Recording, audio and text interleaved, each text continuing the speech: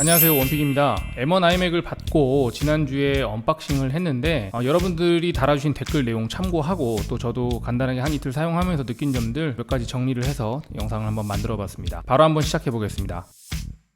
첫 번째로 디스플레이입니다. 작년 M1 맥북들과 비교했을 때 스펙상에서는 최대 밝기 500니트로 모두 동의를 했지만 실제로 화면을 바라볼 때 화면이 더 커서 그런지 체감상 좀 눈이 더 시리고 밝은 느낌이 있었습니다. 그런데 막상 카메라로 촬영을 해서 비교해 보니까 스펙대로 현재 제가 사용하고 있는 M1 맥북 프로와 별 차이가 없더라고요. 예전에 리뷰 한번 했었던 휴대용 외부 모니터도 옆에 한번 비교군으로 놔둬봤는데요. 40만원대 400니트 HDR IPS 패널이 적용된 4K 모니터입니다. 확실히 육안으로 봐도 외부 모니터랑은 차이가 많이 나고요. M1 맥북 프로와 M1 iMac 두 가지만 놓고 비교를 해보면 이 정도가 되겠습니다. 아무튼 디스플레이는 트루톤이나 P3 생명력 500니트 등 뭐 다 같기 때문에 실제로 우리가 사용할 때 별 유의미한 차이는 없어 보입니다. 언박싱 하던 날은 자세히 못 봤는데 전면 디스플레이부가 글래스 소재로 되어 있더라고요. 자세히 보시면 화이트 베젤과 안쪽 패널 사이에 이렇게 얇은 검정 테두리 경계가 보이는 점도 있다는 걸 한번 언급 드려보고요. 화이트 베젤에 대해서 언급이 많으셨는데 아무래도 이번 아이맥이 예전 초창기 G3 아이맥에 모티브를 두고 있기도 하고 색상이 화려해지다 보니까 베젤 색상을 화이트 쪽으로 잡은 것 같은데 이번 아이맥은 애플 데스크탑 입문을 위한 엔트리급 제품이라고 개인적으로 생각합니다. 원래 애플이 블랙이나 스페이스 그레이 또 메탈 느낌의 실버 색상이나 소재 등은 보통 프로급 라인업에 적용을 하기 때문에 색상이나 이 화이트 베젤이 좀 아쉬운 분들은 다음 세대 아이맥을 한번 기대해 보시는 게 좋을 것 같습니다.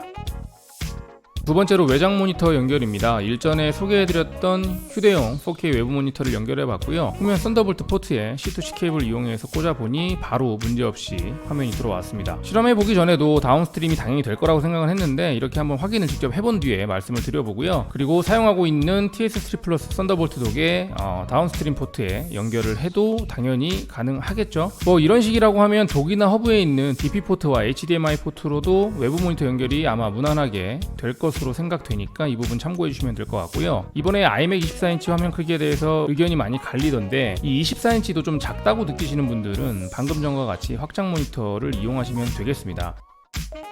네, 이번 아이맥의 가장 큰 장점이자 또 외관상의 변화인데 바로 두께입니다. 11.5mm고요. 일체형 PC의 두께라고는 믿어지지 않을 만큼의 얇기입니다. 직접 재보면 두께는 스펙대로 거의 11.5mm가 나오고요. 제가 가지고 있는 서피스 프로 4랑 육안으로 비교를 해봐도 이 정도 수준입니다. 일단 비교 대상 자체가 랩탑이라는 거에 한 번 더 놀라고요. 그리고 지난 영상에서 제가 댓글 읽어봤는데 이 하단 베젤 넓이가 좀 거슬린다라는 의견들이 많더라고요. 저도 사실 그렇게 생각하는데 애플에서 이렇게 만든 이유를 알아냈습니다. 직장인들의 필수죠. 바로 포스트잇을 붙일 수 있다는 거.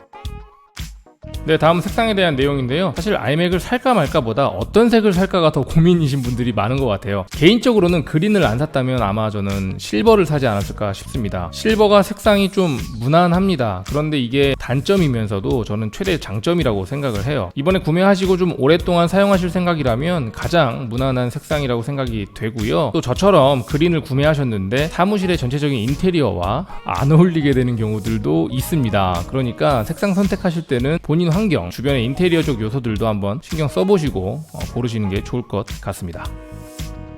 네, 다음 카메라와 마이크입니다. 카메라는 FHD로 업그레이드가 됐죠. 그래서 그 어떤 맥의 내장 카메라보다도 더 좋았고요. 해상도가 일단 2배 좋아진 거니까 당장 체감되는 게 되게 컸습니다. 센서 자체가 커졌다라는 건 받아들이는 빛의 양도 그만큼 많아지는 거니까 이미지 개선은 확실한 것 같더라고요. 요즘 같은 시국에 화상으로 회의 많이 하시는 분들에게는 정말 유용할 것 같습니다. 네, 안녕하세요, 원픽입니다. M1 맥북 프로와 iMac 24형을 카메라와 오디오를 동시에 테스트하고 있습니다. 제가 화면으로 볼 때 지금 iMac 24형 같은 경우에는 그래도 비교적 깨끗하게 화면이 나오는 반면에 M1 맥북 프로 같은 경우에는 노이즈가 좀 있는 게 보이는 것 같고요. 오디오의 경우 어떤지 한번 비교해서 들어보시기 바랍니다. 지금은 iMac 24형의 오디오 수음 테스트입니다. 하나 둘 셋 마이크 테스트. 지금은 M1 맥북 프로의 오디오 수음 테스트입니다. 하나 둘 셋 마이크 테스트. 하나 둘 셋. 지금은 마이크를 테스트 중에 있습니다. M1 맥북 프로와 iMac 24형의 마이크 카메라를 비교하고 있습니다. 하나 둘 셋 마이크 테스트. 하나 둘 셋. 네, 대략 이 정도입니다. 제가 주로 음악을 들을 때 일렉 기타 인프로 사용하고 있는 야마 THR10을 아이패드에 연결해서 듣고 있는데요. 한번 이거랑 비교를 해볼게요.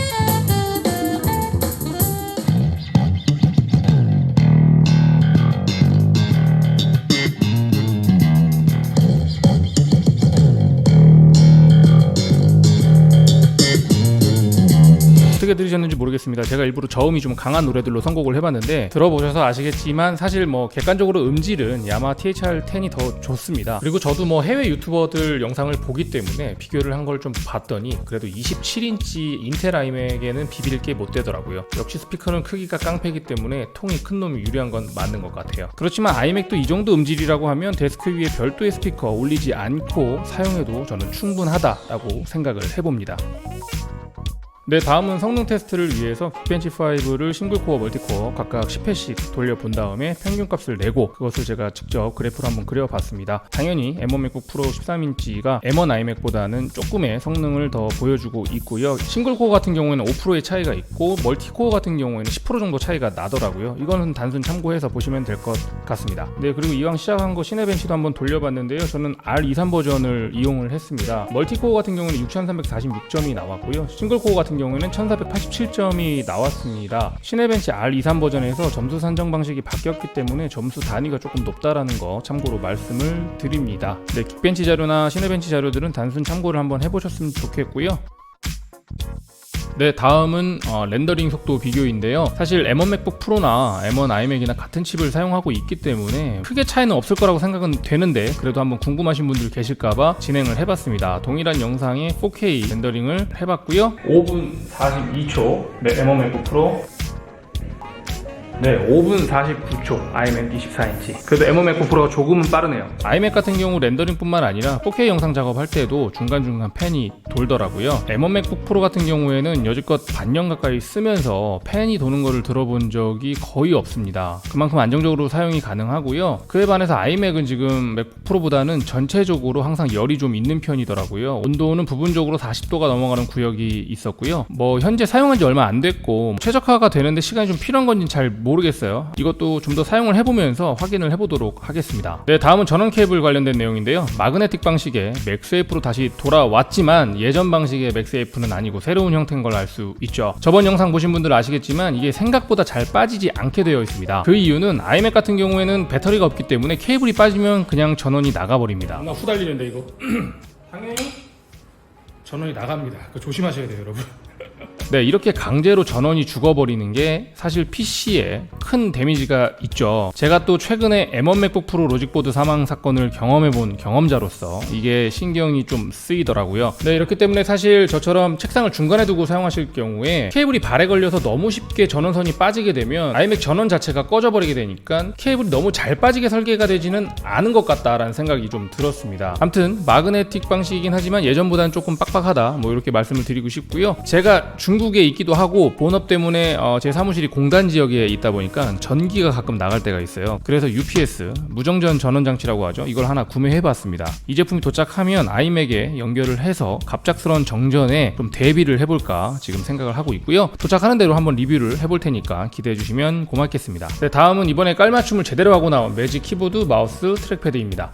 이 깔맞춤 등 액세서리들을 현재 별도로 구매할 수는 없고 아마 어느 정도 시간이 지난 뒤에야 가능하지 않을까 싶어요. 먼저 매직 마우스의 이 인체공학적이지 않은 설계 사실 진짜 최악이라고 생각하는데 또 근데 맥에 최적화된 제스처와 스크롤감 뭐 이런 게 괜찮아서 쓰고는 있습니다. 이번에 색상 깔맞춤이 사실 마우스 아래쪽으로 이렇게 들어갔는데 이게 뭔 큰 의미가 있나 싶어요. 잘 보이지도 않고 그냥 저는 애플의 마케팅의 승리라고 이야기를 하고 싶습니다. 이런 걸 감성이라고 해야 될까요? 네, 또 마우스 얘기가 나와서 한번 말씀드려보자면 기존 윈도우 PC 경험 때문에 그런지 아직도 처음 맥을 구매하시는 분들 중에는 많은 분들이 트랙패드보다는 마우스 쪽에 마음을 많이 두시더라고요. 그런데 맥 사용하시는 분들 이 트랙패드의 편의성에 대해서 너무 잘 알고 계실 거라고 생각을 합니다. 저도 사실 마우스보다는 트랙패드를 더 선호하는 쪽이고요. 현재 파이널 컷 영상 작업이나 웹 작업 등 모든 걸 다 트랙패드로 하고 있을 정도니까 트랙패드는 정말 강추입니다. 아무튼 트랙패드가 됐던 마우스가 됐던 선호하시는 걸로 선택하시면 되지만 트랙패드 선택 시에는 추가 비용이 6만원이 더 들어간다는 점 참고해 주시고요. 뭐 매직 마우스도 그립감은 별로지만 여전히 매력적이라고 생각은 합니다. 키보드 역시 이게 맥 사용에 최적화된 정품 키보드이기 때문에 타건감이나 디자인 일체감 등 뭐 하나 나무랄 게 없어요. 대박인 건 무게입니다. 너무 가볍고 타자를 칠 때의 그 움직임의 레인지가 또 이 안에서 다 해결이 되는 거 이게 아주 좋더라고요. 불필요한 움직임이 없어지는 거. 타건감 소리 한번 들어보실까요?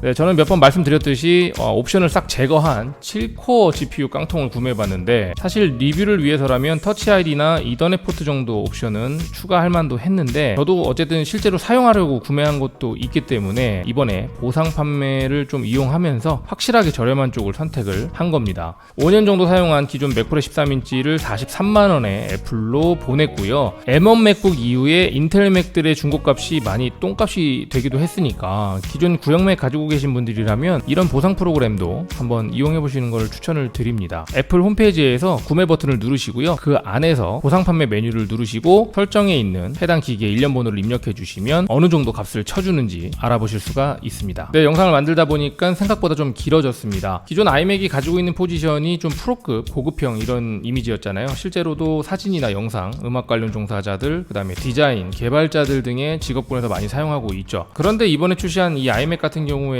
확실히 아이맥의 대중화를 위해서 아주 작정하고 내보낸 것 같다라는 생각을 하게 됐습니다. 아직 맥을 써보지 않으신 분들에게 입문하시기에는 뭐 딱 좋은 애플의 그런 데스크탑인 것 같다는 생각이 들고요. 뭐 언젠간 나오게 되겠지만 M1보다 더 향상된 성능의 다음 세대 아이맥의 아이맥 프로 모델이 정말 기대가 됩니다. 그리고 이런 영상을 올리고 나면 이제 램 추가나 SSD 추가 관련해서 어떻게 해야 되는지 물어보시는 댓글이 좀 많으신데요. 제가 개인적으로 생각할 때는 본인 워크플로우가 그래픽 쪽에 좀 집중되어 있고 지속적인 작업을 요구하시는 분들이라고 하면 저는 뭐 램 업그레이드는 하면 할수록 좋다라고 그렇게 말씀을 좀 드리고 싶습니다. 그리고 SSD 같은 경우에는 최소 512는 돼야 신경 안 쓰이게 작업할 수 있을 것 같아요. 네, 오늘 영상은 여기까지 하도록 하겠고요. 이번 M1 아이맥과 관련돼서 계속해서 영상 업로드될 예정이니까 구독과 좋아요, 알림 설정까지 꼭 부탁을 드립니다. 봐주셔서 감사하고 지금까지 저는 원픽이었습니다.